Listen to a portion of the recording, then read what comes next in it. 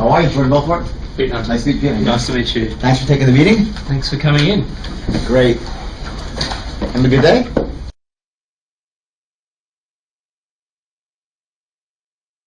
So far, so good. Yeah. So far, so good. Sorry to do this. I've only got about 20 minutes. No problem. I get it. Hopefully, we can get to the bottom of things. Perfect. So, real quick, I mean,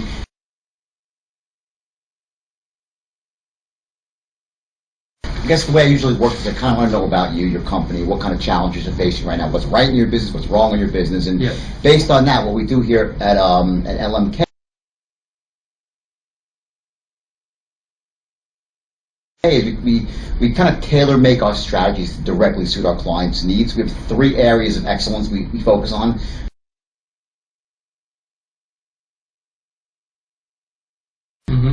Capital markets, hedging strategies, commodities hedging, finance for your business. B, investment banking, meaning if you're looking to go public, raise any money for specific projects, both foreign and domestic. And lastly, of course, asset management, your land, your trucks, and trying to maximize your value there. But again, that's just broad areas. I look to each client kind of as a unique situation, and we try to kind of tailor that in. So if you had to say one thing right now in your business that was kind of like giving you the most problem, what would it be?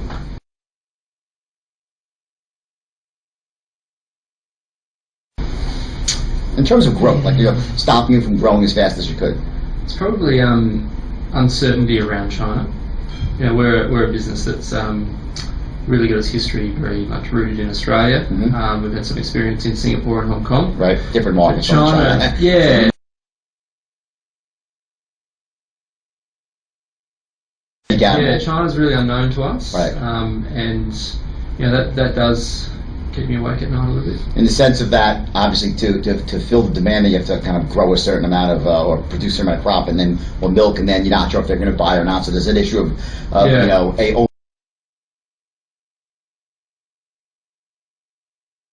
overproduction versus making sure they're going to buy at the end of the day. Is that what it is? Well, yeah, there's that, and I guess the question over, setting up facilities in China, whether we go down that path or whether we can continue to do it out of Australia.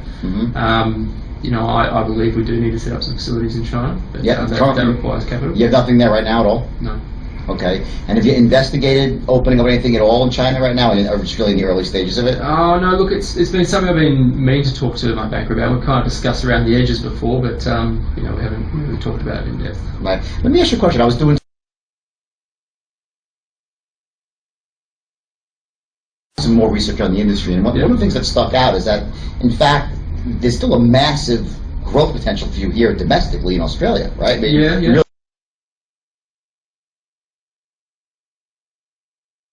scratching the surface domestically. You have a good market share, but obviously the market's growing here pretty much 15-16% a year.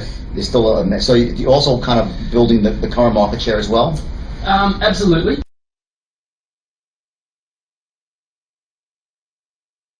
We've certainly got strong customer relationships here in Australia, and I think there's a lot of opportunities for growth here. Right. I think we've got a unique opportunity in China because of our accreditation standards, and the Chinese are very... Which is not easy to get.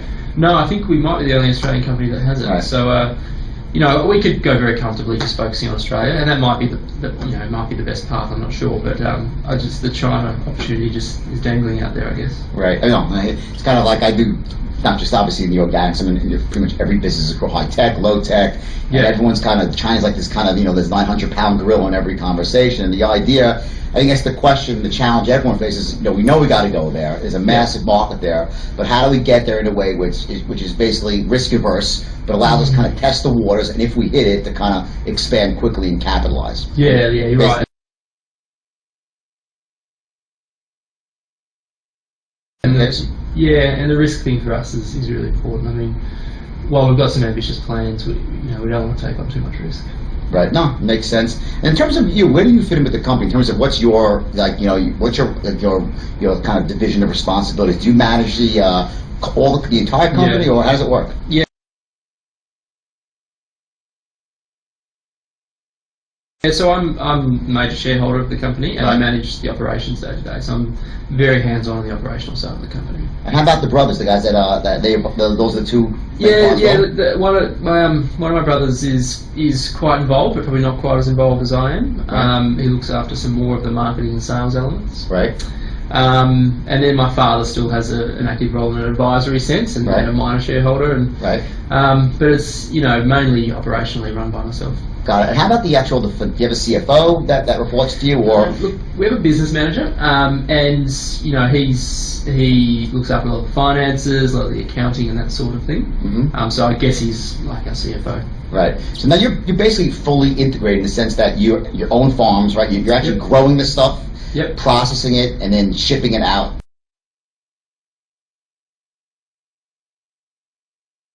That's right. Just China or distributing domestically? Yep. And would your plan be if you were going to, in China, let's talk about China for a second, because I personally think that's a massive market. I'm a big believer in the China story going forward, okay? So would you be looking to develop the products here and then ship them there raw and process them in China, or actually have land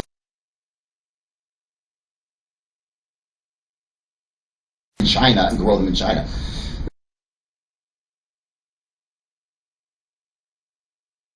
The hard thing with organic products, especially in the dairy and the industry, is that because we can't use as many preservatives, it's harder to keep them for longer. They perish a bit quicker. So we have a disadvantage, I guess, if we don't. I believe if we don't move some of our facilities to China, and we'd certainly be able to get fresher products, and we are about fresh products by having some facilities over there. But then there's, we're not familiar with that land. It'll take a bit of time to get up the experience curve over there. So. There are some natural advantages to being there, but there's also some disadvantages. Right.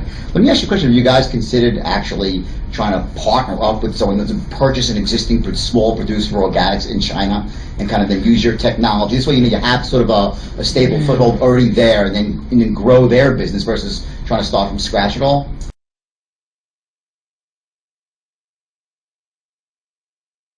Look, I've certainly played with the idea.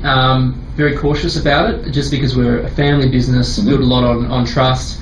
Organics companies don't tend to collaborate all that well. They tend to kind of keep a lot of their secrets to themselves. But I mean, I'm not close to the idea, but I just have some reservations. I mean, the reason I say this is because one of the things that we do and we specialize in is we're as a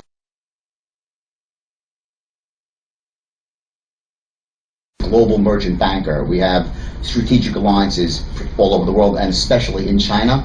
So one of the things we could do is actually introduce you to kind of various people along every element of the supply chain, whether it's simply purchasing an organic, concern, or simply, getting you in touch with the right people for trucking, right people for any part of production, and of course distribution. So kind of to help you there, just to kind of put you in touch with the right people operationally, if that would help you kind of make a decision, at least give you more of a knowledge base to what's really you need to do to get yourself into China without, kind of stumbling and falling on your face. Look, I mean, networks like that will obviously be useful. Right.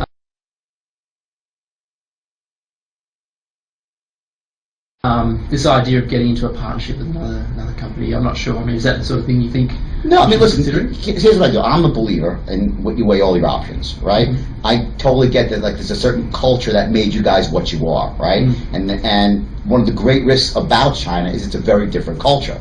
Okay, so there's two issues that you face when you go to China. Number one, okay, you have to say, well, is my culture going to play well in that country? Because some things that just work here don't work well in China, right? And the other thing is, yes, my culture in fact will work well in China, but there's some sort of disconnect between the way you think you're saying it to them and the way they're perceiving it. So it's important, whatever you do, what I would recommend, whether you want to control every last ounce of the supply chain, you need to have local Chinese people there who know the market, who know the people, who know the kind of the social demeanor there, to make sure that the message that has been so successful here in Australia gets out in China. Does that make sense to you? Yeah. Yeah, it does. I mean, what do you think would be some of the cultural barriers for a business like mine moving into China?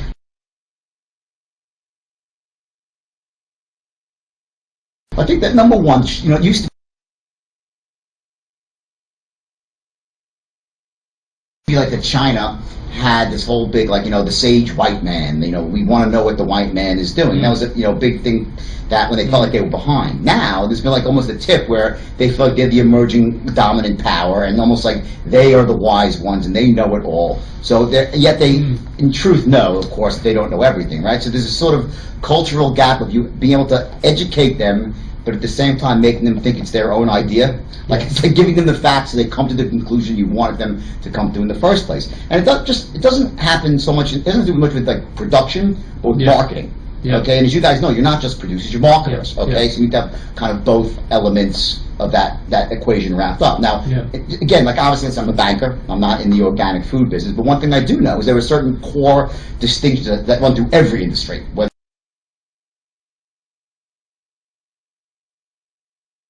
it's your industry, whether it's computers, whether you're selling automobiles. Okay, so what we try to do, again, we have a client like you. We don't look at things, just hey, they're organics. That's a separate. It's something sort of global. Like for instance, Mary Donovan, right? Yeah.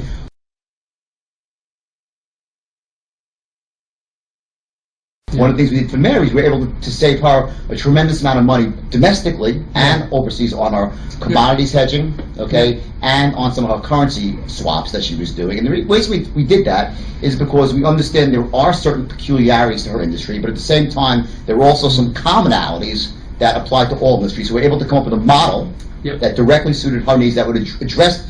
She has similar concerns in the sense that she produces too, a little bit different than a different industry, but she's producing, not sure what she's going to sell.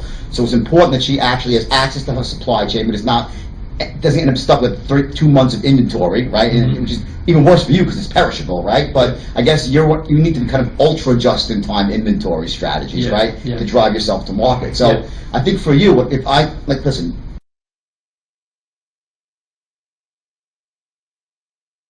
I know over the long term we could do a lot of stuff for you, but I think I could best serve you by just starting off doing one thing for you.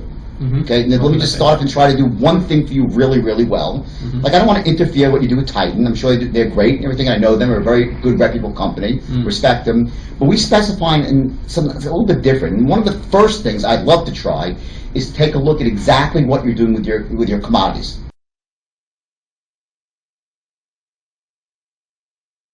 The hedging strategies and the currency stuff with the stuff you're doing both in Singapore, Hong Kong, and in China.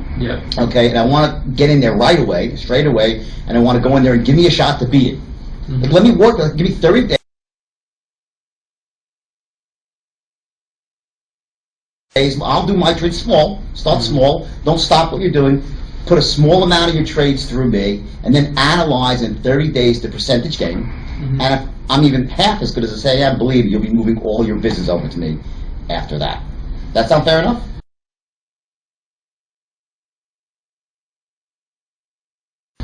Well, I mean, I'm not particularly worried about where we're at in that space. I mean, what particularly would you want to be doing?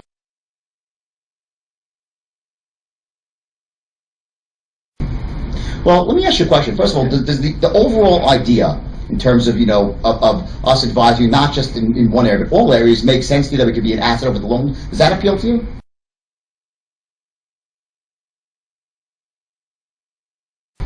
Well, I guess it certainly does. It just depends on what it's going to cost us.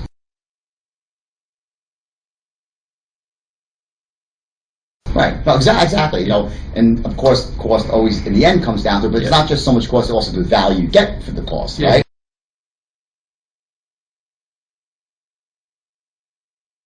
But one of the things we pride ourselves on, okay, just as a company, and the true beauty of what we do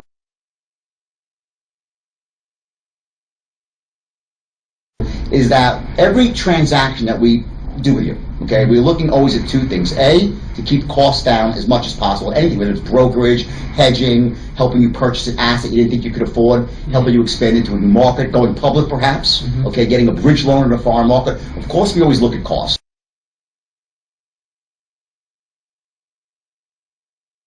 Okay, but we also look at the 3 to 5 years down the road. Okay, because sometimes the cheapest money is not the best money. So of course we'll lay both options out to you. I'll say, listen, you could do it this way and save yourself, 3 basis points, or you can maybe pay 2 basis points more, but you'll be in alliance with the top people in China. Okay, that'll be more flexible with terms and also allow you to grow, a facility let you grow to where exactly. This don't want to be a $50 million company forever. Obviously, you want to be a $250 million company. So we look at both the short term and long. Does that make sense to you? Do you like that program?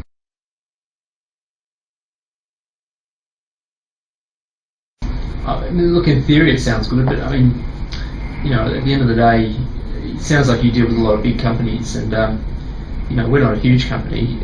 You know, it's a pretty simple business model actually. So.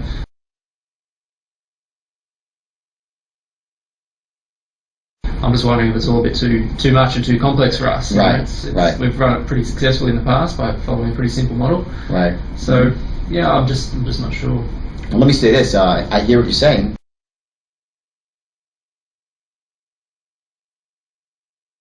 And I like to pride myself on being a guy that takes medium-sized companies and turns them into big companies. And that's really how we make our money. You know, all big companies once were medium-sized, and once small companies, right? Yeah. And the same dynamics that apply to a business at your size, it's no different for a $50 million or a $500 million company. Yeah. It's a different way of thinking. And I think in some levels,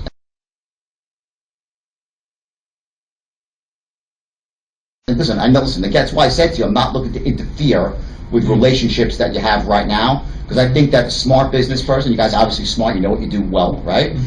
To throw the baby out with the bathwater would be ridiculous. That's why if I came in saying, fire this guy, I don't want that, okay? Yeah. What I want to be is the guy, I don't want to be the guy that took you from 0 to 50, I have those people. I want to be the guy that takes you from 50 to 500 million.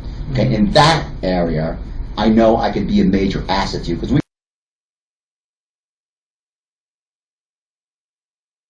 can do for you besides, you know, any one trade in commodities, and that's over the long term in the way of taking you public, providing you bond financing or notes that you need for, you know, overseas transactions. We can be an asset to your company over the long term, and I just personally just, you know, do that myself. You know, I pride myself on you know, holding my clients' hands every step of the way. You know, I deal, as you know, from Mary, only on referral. You know, I'm not a cold calling machine. Okay, it's all long-term relationships, and I know this. I'm going to be judged basically on one trade. If I say, hey, let's do some business together, give me a shot for 30 days, and I'm wrong and I stink, you'll fire me as one of your bro. We'll never speak again. We'll shake hands. You know, hey, you know, it didn't work, and that's that, right? And just so you know, my commission on 30 days of business, and this is, I just stood with the firm and the government, I can't take my wife out for lunch in Australia. I'm not getting rich.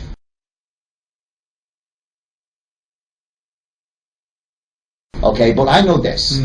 If you see what I could do for you in 1 month, just small, you're not going to get rich or poor, but the percentage gain, okay, you'll see you have a broker that was going to work for you, harder for you, more diligently than anyone ever has. And all I ask is that then, down the road, when I really kind of get into your business and see, you know, the bigger opportunities, you give me a shot bigger and better down the road. Does that sound fair enough?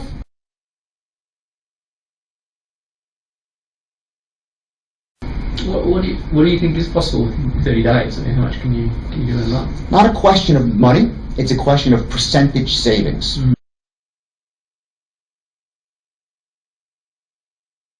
In other words, listen, let me ask you a question. Right now, how much are you currently hedging on a monthly basis right now? I'm not sure on a monthly basis. We're about 77% of our, mid 70% of our debt is unhedged. Okay. So I think that means about 22 million of our overall debt is hedged. 22 million is hedged annually. Yeah. Okay, so you have about 20 million that's, you know, you have about how much, so you said how much is unhedged? About 70% is hedged? No, unhedged. Unhedged? Yeah. Okay, so about 22 million is hedged? Yes, that's correct. Okay, great. Okay, so you have about 35 or 40 million unhedged, correct? No, we've got a lot more than that. We've got about 150 odd million that's unhedged. I thought you were No, we've got it in terms of our debt. What's the revenue? What's our revenue? I'm talking the revenue. So this year just gone 27 million. Okay, right. That's what I'm 27.5 million. You just.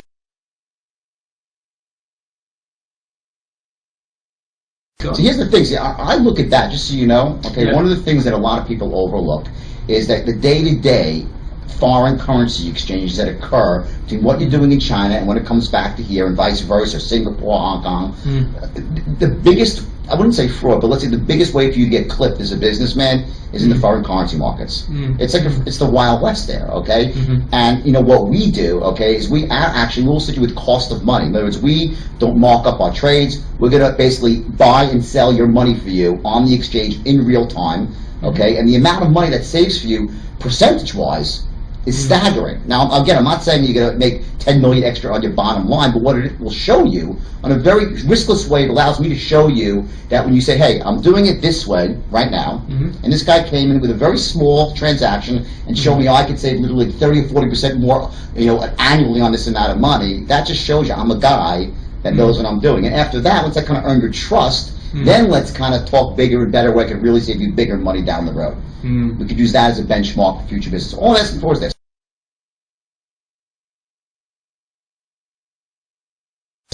One shot, okay? Let me just run 30 days hedging your money, show you how you can kind of navigate through the currency markets here in a more effective, elegant way, and believe you'll be very, very impressed.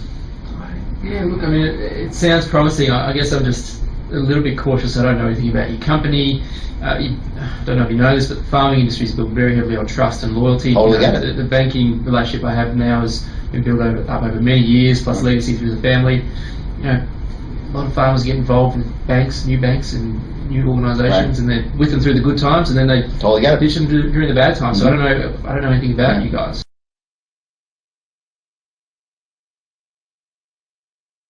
Let me ask you a question, honestly. If I've been your broker for the last 3 or 4 years, making you guys money on a consistent basis, I mean, let's say I ran, a couple years of hedging strategies for you, did some bond offerings for you, and kind of just did everything exactly right, you probably wouldn't be saying, let me think about it, right? You'd say, Jordan, just take over the hedging. Am I right about that? Look, if we had a relationship, yeah. Of course, I get that. You don't know me, and I don't have the track record.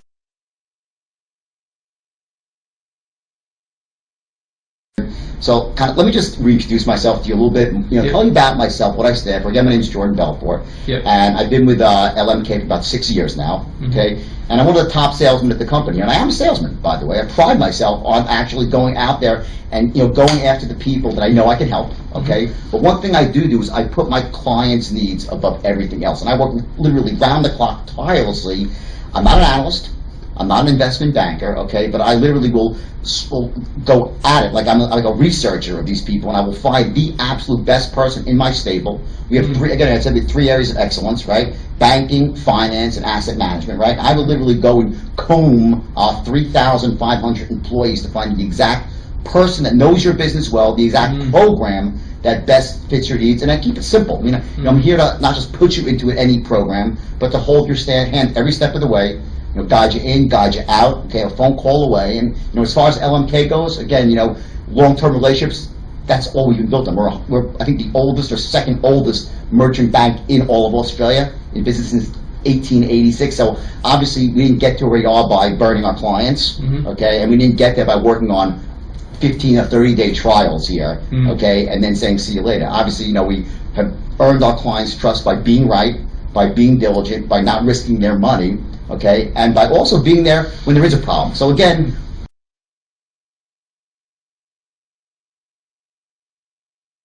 all I'm asking for is this. Let me put it this way. What's the worst that can happen?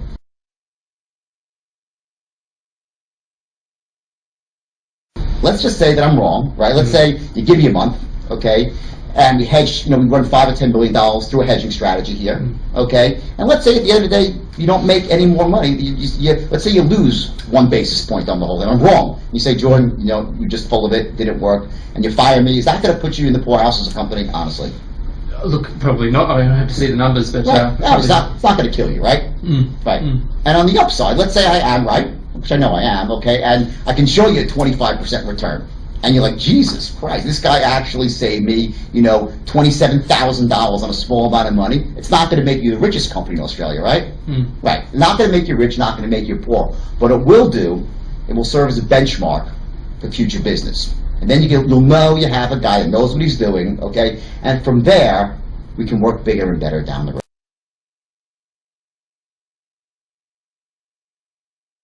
So all I'm asking for again is this. One shot.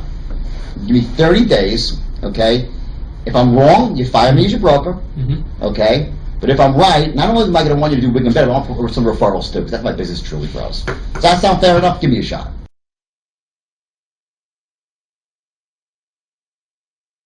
So, look, it sounds interesting. Here's my concern. Okay. So we get into business. Who else am I going to be dealing with? You're a big company. Am I going to always get you each time?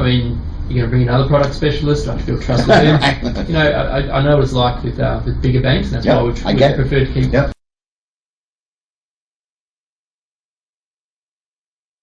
With a small relationship bank. I don't want that hassle. No, I totally get that. And by the way, just so you know, we have an interest. LMK is interesting for one sense, but we are a big bank. But we're not an ANZ or an NAB where it's so ridiculous and impersonal, okay? Where it's like, you know, you're dealing with 1,000 faces and the customers, you know, you call the recording up and like press 1, oh yeah, we can call you between 12 and 12:01, right? It's not that, right? We're a merchant bank, and it's a bit different, which is more like a family banking model, which is why I really believe it fits so well with your business model, or the organics, right? Because we are an older line. We start off, in fact, in the cattle. We actually started off in commodities. That's why we built our business around commodities, and from there we went into banking as a result of the hedging. Yep. So that's why we're the #1 company involved in hedging and commodities, which is why I think it's such a perfect fit. But in terms, just, you know, in terms of me, you'll only be dealing with me. And if you have to, if there's someone else I want you to meet, they'll be with me. In other words, if I say I got a guy who's like has a new algorithm that's going to allow us to make an extra 7 basis points a month on the turn, I'm not going to say, hey, the guy's come with me. I'll have him come with me, or we can have dinner, whatever it might be. But it's not going to be 30 faces. There's going to be me and only someone else if I believe that person, okay, can help with the conversation. But if you only want to meet me, hey, you know, we can just be the two of us.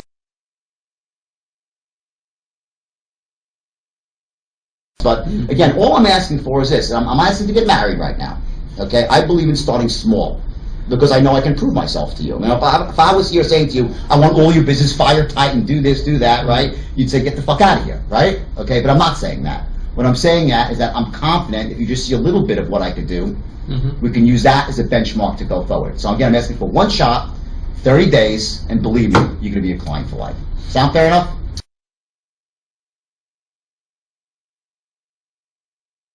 Look, I have to see the numbers, but it sounds reasonable. Perfect. So let's open up the account now, and there we go. Okay? Okay? Thank you. I would have something sold about 2 minutes ago. I was just... You did well. That's a practice rate myself. Come on. I think that was right.